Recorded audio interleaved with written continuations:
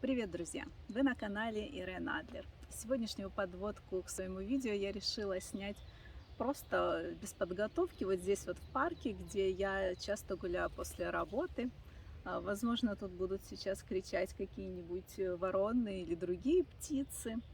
Но я думаю, что это не имеет никакого значения. Вы сюда приходите смотреть на украшения, а не на подводку к этому видео.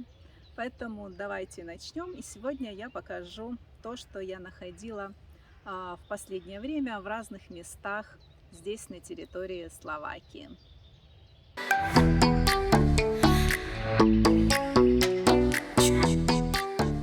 Ну, с трех бус. Вот такие они разные, голубые шарики. Мне понравились, честно вам скажу, своим замком. Вторые бусы жемчужные. Вы знаете, что сейчас жемчуг можно комбинировать и носить как угодно в любых количествах. Чем он хорош? Замочком, целостностью бусин, покрытия. Оно абсолютно не повреждено. И эти бусины стеклянные. Есть стеклянный жемчуг, есть пластиковый. Но вот стеклянный, он какой-то более всегда шикарно выглядящий. Ну и третьи вот такие вот бусики. Я, честно говоря, их взяла для себя, для национального костюма, для своей вышиванки, чтобы носить ее с вышиванкой. Они, конечно, длинноваты, но я потом посмотрю, как это все мне будет подходить. Возможно, я их пересоберу. Чем мне понравились? Это форма бусин. Очень красивая, такая вроде бы как кубики такие, и в то же время они не очень ровные. Ну и насыщенный красный цвет, он шикарен. Так, дальше у нас будут клипсы. Давайте посмотрим. Несколько пар клипс здесь есть. И крупные, и более мелкие. Вот такие листочки перламутровые. Видно, что они очень старенькие. Видите, какая здесь тоненькая застежка. Я предполагаю, что они не сильно будут давить на ухо и будут очень удобны в носке. Перламутр прекрасный, такой светится со всех сторон, переливается даже золотистыми такими зеленовато-розовыми оттенками. И еще одни клипсы. Листочки тоже, но уже совершенно другие. Здесь какое-то черное покрытие, но это вроде бы как не эмаль. Ну и по 3 кристаллика. Кристаллики все целые. Тоже они очень легкие. Тонкий металл. Очень нежные. Красивые листики. Вот для сравнения покажу вместе их. Вот такие. По-моему, неплохо. Еще одни небольшие клипсы. Такие вот тарелочки. Матовое золото, такое даже, я бы сказала, что бронзовое золото. Они легкие. Под все, естественно, подходят. Можно носить их как угодно и с чем угодно. В минималистичном стиле. Просто шикарные. Такое дополнение в стиле минимал. Еще одни клипсы, скажем так, средних размеров. Вот такие прекрасные жемчужные. Они были даже на подложке такой вот старой. Я их сняла. Вот знак какой-то Вирс. Я не знаю, что это такое. Я пыталась найти, но ничего не нашла. Они были вот так вот вставлены здесь. И что интересно, здесь каждая жемчужина прикреплена, видите, на пин. То есть они вот так вот качаются. Такие каскадные сережки, каскадные называются, как бы такое крепление каскадное. Очень красивые. Я все пытаюсь снять примерку на себе. Ну, наверное, сниму в ближайшее время. Покажу, как клипсы смотрятся на ухе. Это важно. У меня все никак до этого руки не доходят. И 2 пары крупных клипс. Крупных. Очень крупных. Вот такие черные. В стиле 80-х. Тоже минимал такие. И крупно смотрятся они очень элегантно на ухе. Я их примеряла. И мне кажется, что вот эта черная эмаль, она очень хорошо сохранилась. Придают такой элегантности, шика. Так выглядит шикарная женщина, как я люблю называть это все. И последняя пара клипс. Вот такие интересные. Посмотрите, как они крепятся. То есть вот так вот на ухе висят. И вот эта часть висящая выходит немного вперед.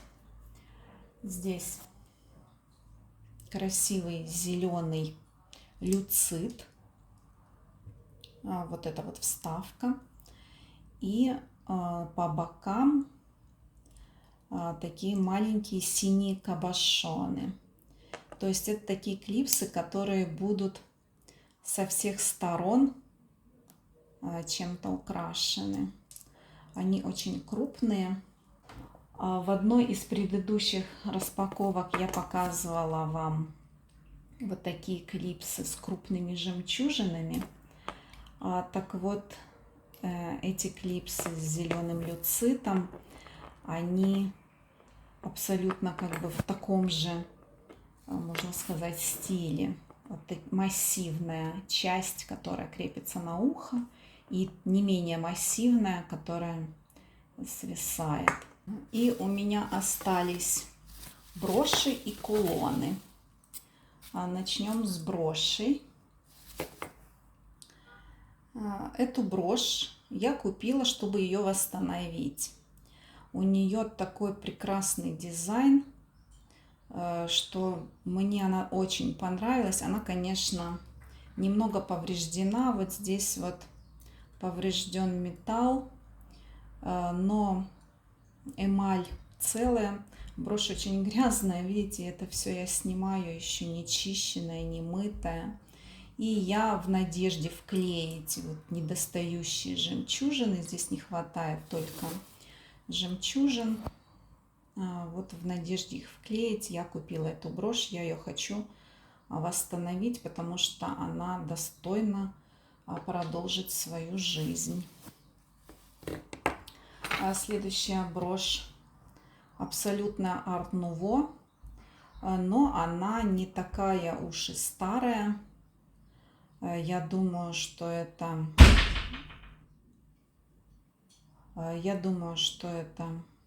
возможно 70-е. Может быть, я ошибаюсь, не знаю.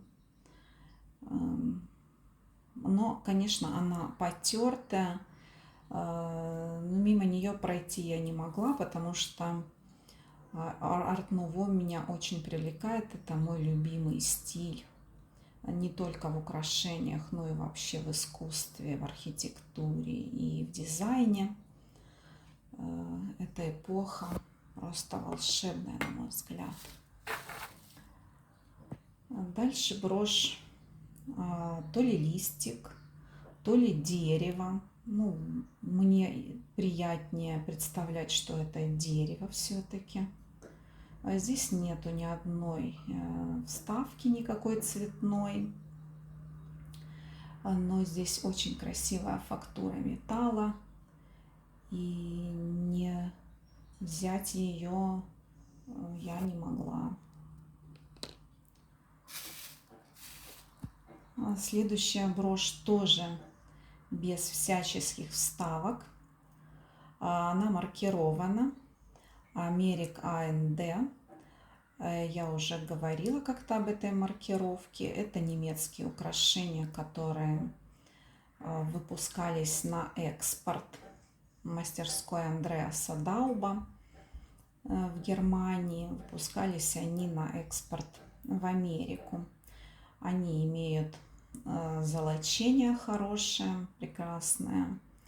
Ну и, как видите, такое вот со временем это золочение становится ретро, таким вот с налетом винтажа, немного темнеет. Очень красиво это выглядит, на мой взгляд. Ну и последняя брошь на сегодня, это вот такой паучок. У чешских украшений много паучков. Я всегда их покупаю, и у меня они всегда разлетаются. Здесь красивая вставка стеклянная. Эти паучки выглядят очень как-то аутентично. Они практически все одинаково, с одинаковыми ножками, но с разными спинками и разных размеров. Я думаю, что этот паучок можно датировать еще Первой Чехословацкой республикой, то есть это период до Второй мировой войны с 18 до 38. Может быть, я ошибаюсь, но я думаю, что для такого прекрасного паучка это даже не важно. И у меня остались 5 кулонов. Нет, 6 даже. 6 кулонов. Сейчас я вам их покажу. Вот такой кулон с сухими цветочками и мотыльком, зажатые между стеклышками. Не знаю, хорошо ли вам это все видно. Он очень нежный, такой какой-то воздушный, больше похож даже на handmade работы. Но в любом случае красивый. Дальше кулон с цепочкой. Правда, цепочка здесь порванная, и застежки на ней нет. Но мне понравился этот кулон. Это перегородчатая эмаль. И он сделан в каком-то восточном стиле, мне кажется. Возможно, что это такая сувенирная продукция какая-то. Я не знаю. Потом распутаю, конечно, эту цепочку. Но я думаю, что вставив замок, ее хватит, чтобы подвешивать этой цепочки. То есть хватит для обхвата шеи. И просто будет не такая длинная цепочка. Нужно только сделать замочек. А так такой кувшинчик красивый. Еще 2 маленьких кулона, очень старых. И здесь, посмотрите, похожего цвета вставки, сиреневые. Только этот маленький кулон очень старый. Я думаю, что это начало 20 века, может быть, 30-е годы. А этот, возможно, поновей. Не знаю, затрудняюсь сказать, но в любом случае красивые вставки и красивые кулоны. И последние 2 украшения на сегодня, в сегодняшней распаковке. Это 2 янтарных кулона. Конечно, да, это янтарь натуральный. И в одном веточка, а в другом божья коровка, по-моему. И раньше говорили, что когда в янтаре находят янтарь с вот такой вот вставкой, как вы знаете, янтарь это смола древняя, и листики, и мухи какие-то, и насекомые туда могут попадать только естественным образом. Так вот, ценность янтаря с вот такой мухой или с листиком, она возрастает в разы. Так что вот найдите у себя, может быть, у ваших бабушек такие были, и носите с удовольствием. Ну, я по традиции надеюсь, что мое видео вам понравилось. Подписывайтесь на канал, ставьте лайки, как говорится. До встречи в следующем видео. Пока!